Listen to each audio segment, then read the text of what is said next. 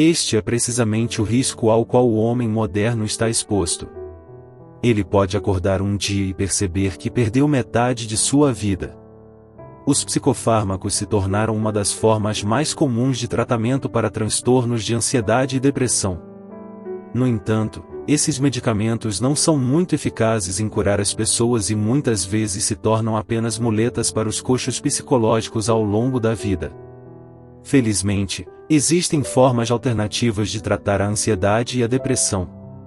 Neste vídeo, recorreremos a Carl Jung, um dos maiores psiquiatras da história, para obter conselhos psicológicos. A sociedade ainda se agarra firmemente à noção de que os transtornos de ansiedade têm origem em alterações dentro do cérebro. Infelizmente, muitos médicos comuns ainda ajudam a manter essa crença e não se preocupam com os seus pacientes, que são produzidos em centenas de milhares pela nossa sociedade contemporânea. A maioria desses pacientes foi convencida pelo dogma médico de que sua doença é de natureza física. E onde acreditava que a maioria dos casos de ansiedade e depressão não são resultado de um cérebro defeituoso, mas de um modo de vida defeituoso. Portanto, o primeiro passo no método de tratamento de Jung não era prescrever medicamentos, mas fornecer uma dose de compreensão psicológica. Compreensão sobre o que esperar da vida e compreensão do que é necessário para mudar em relação ao exposto acima. Jung apontou que muitas pessoas acreditam que a vida deveria ser fácil, que o sofrimento deveria ser minimizado e que as dificuldades devem ser evitadas.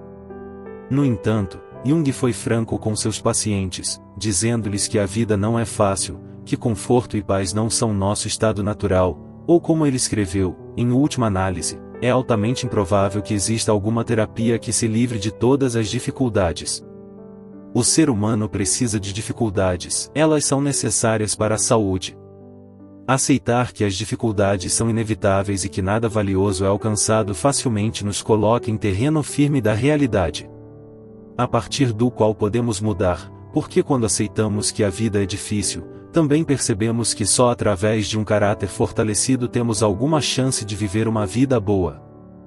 Por outro lado, se continuarmos presos à ilusão de que a vida deveria ser fácil, teremos menos motivação para superar um caráter fraco, pois erroneamente esperaremos que, se simplesmente dermos tempo, a vida se tornará mais fácil.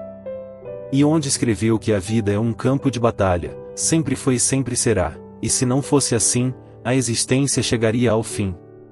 Outro aspecto da compreensão psicológica que Jung considerava crucial para seus pacientes era entender que nossos problemas existem no presente e que os problemas atuais não são resolvidos cavando em nosso passado. Muitas pessoas gostam de acreditar que só quando descobrem por que são como são podem avançar na vida, mas de onde acreditava que um foco excessivo no passado era simplesmente uma tática de evasão usada para evitar a difícil tarefa de enfrentar o que precisa ser feito agora. As pessoas devem saber que não apenas os neuróticos, mas todos, naturalmente, preferem nunca buscar as causas de qualquer inconveniência em si mesmos, mas afastá-las o mais longe possível de si, no espaço e no tempo. Caso contrário, correriam o risco de ter que fazer uma mudança para melhor. Em comparação com esse repugnante risco, parece infinitamente mais vantajoso para outra pessoa, ou se a culpa recair inegavelmente sobre si mesmo, pelo menos assumir que de alguma forma ela surgiu por si mesma na primeira infância. O primeiro requisito de qualquer método psicológico completo é que a consciência enfrente sua sombra. A sombra é o termo que Jung utiliza para se referir aos elementos de nosso caráter que negamos e forçamos para o inconsciente devido à vergonha, insegurança ou censura. Em outras palavras, é o lado de nossa personalidade que desejamos esconder dos outros e de nós mesmos. Não há dúvida de que o homem é em geral menos bom do que imagina. O desejo de ser todos temos uma sombra, e quanto menos ela se incorporar à vida consciente do indivíduo, mais escura e densa ela se tornará. Jung acreditava que confrontar a sombra era crucial no processo de mudança pessoal por várias razões. Em primeiro lugar, não fazemos nenhum favor a nós mesmos negando as partes inferiores de nossa personalidade. O controle de como e quando essas características emergem.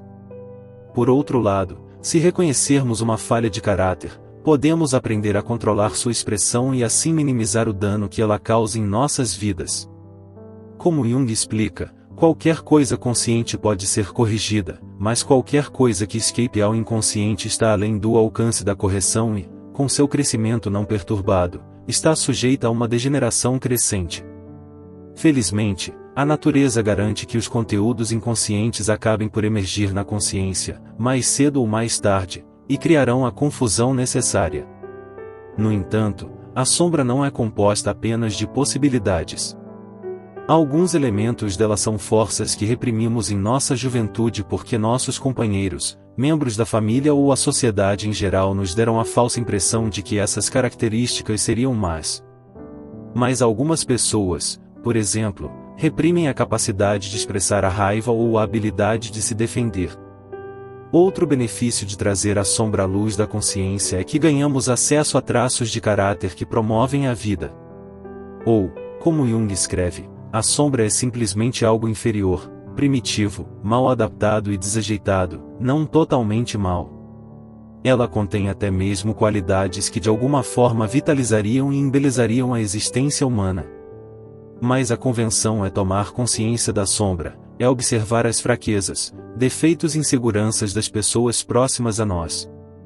Pois não apenas reprimimos traços de caráter semelhantes, mas também tendemos a projetar elementos de nossa sombra em outras pessoas. Se prestarmos atenção, portanto, a quais traços de caráter de nossos amigos e familiares nos incomodam, também podemos vislumbrar nossa própria sombra além de observar os outros.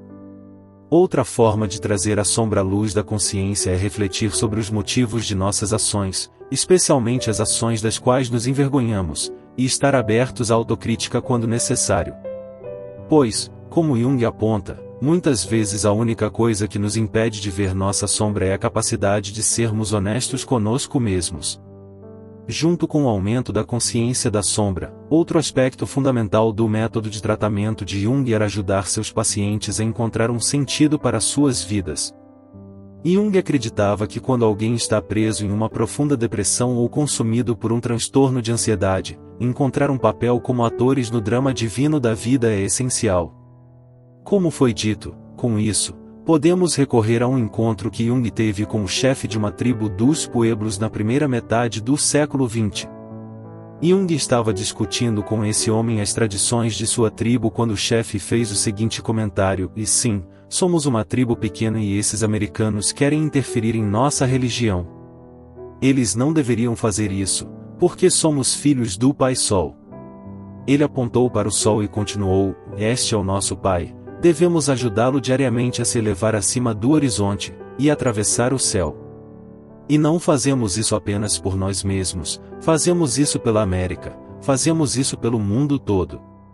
Jung entendeu que, para muitos na época moderna, essa afirmação pareceria louca e arcaica.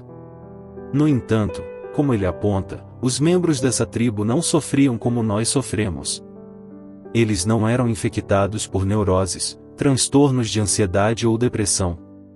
Eles não se enchiam de pílulas todos os dias e não eram enfraquecidos por vícios. Pelo contrário, essa tribo era composta por indivíduos altamente funcionais que serviam cumprindo seu dever como atores no drama divino da vida. E suas vidas eram ricas em significado e propósito, ou como Jung escreveu, essas pessoas não têm problemas, elas têm sua vida cotidiana, sua vida simbólica. Elas se levantam de manhã com um sentimento de sua grande e divina responsabilidade. São os filhos do Sol, o Pai, e seu dever diário é ajudar o Pai a se levar acima do horizonte. Não apenas para eles mesmos, mas para todo o mundo. Deveríamos ver essas pessoas. Elas têm uma dignidade natural e plena. Jung contrasta esse modo de vida com o de uma mulher ocidental que ele conheceu. Essa senhora, como Jung aponta, era uma viajante compulsiva, sempre fugindo de um lugar para outro, sempre buscando, mas nunca encontrando verdadeiramente o que estava procurando. Fiquei surpreso quando olhei nos seus olhos, olhos de um animal perseguido, encurralado, sempre procurando, com a esperança de encontrar algo. Ela está possuída. E por quê? Ela está possuída porque não está vivendo uma vida que tenha sentido. A dela é uma vida completamente e grotescamente banal, sem propósito algum. Se ela morrer hoje, nada aconteceu, nada desapareceu, porque ela era nada. Essa busca compulsiva infecta muitas pessoas no mundo ocidental. Alguns correm de um destino para outro, outros perseguem parceiros românticos, outros são buscadores compulsivos de dinheiro, prestígio e reconhecimento. Mas seja qual for a forma externa que isso tome, a motivação subjacente é a mesma, o buscador está tentando fugir da banalidade de sua existência. Eles buscam preencher o vazio da vacuidade que vem de viver uma vida sem sentido. No entanto, como explica Jung, esse vazio não pode ser preenchido com coisas, nem mesmo com experiências. O que preenche esse vazio é saber que estamos vivendo de uma maneira que faz diferença, ou como ele escreve, em relação à mulher que conheci, se ela pudesse dizer: sou filha da lua, todas as noites devo ajudar a lua, minha mãe, a se levar acima do horizonte, sua existência seria completamente diferente. Então, ela viveria, então sua vida teria sentido em toda a sua continuidade e para toda a humanidade. Isso traz paz, quando as pessoas sentem que estão vivendo como atores no drama divino. Isso é a única coisa que dá sentido à vida humana. Tudo mais é banal e pode ser descartado, e uma carreira, a procriação de filhos, tudo isso pode ser comparado a uma única coisa, que a sua vida tenha sentido. Não está sugerindo que todos adotem a mitologia dos povos. Em vez disso, seu ponto é que muitas pessoas sofrem porque suas vidas não têm sentido. A tarefa para aqueles que desejam se libertar da ansiedade ou depressão é descobrir esse sentido. Devemos encontrar uma forma de justificar nossa existência, para que, assim como os pueblos, possamos acreditar que nossa vida tem sentido. Para alguns, isso pode ser alcançado através da religião, para outros, contribuindo de forma significativa para promover valores como justiça, liberdade ou comunidade, enquanto outros o encontrarão através do ato criativo. No entanto, cabe a nós e apenas a nós descobrir como podemos desempenhar um papel significativo no drama divino da vida.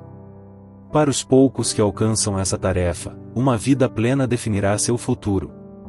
Para os muitos que não conseguem, anos ou décadas de sofrimento sem sentido e busca compulsiva serão seu destino.